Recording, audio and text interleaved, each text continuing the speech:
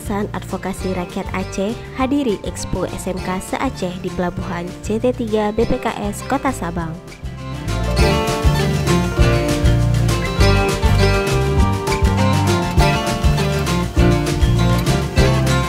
Kedatangan kapal pesiar MS Amira dengan panjang 205 meter ini membawa 751 penumpang dan 389 kru yang berasal dari berbagai negara ke Sabang pada Senin lalu.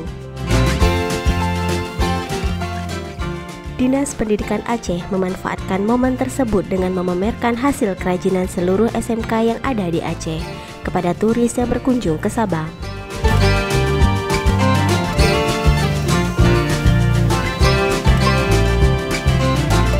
Acara ini juga menjadi praktek langsung bagi siswa-siswi SMK untuk meningkatkan skill berbahasa asing dan berbisnis.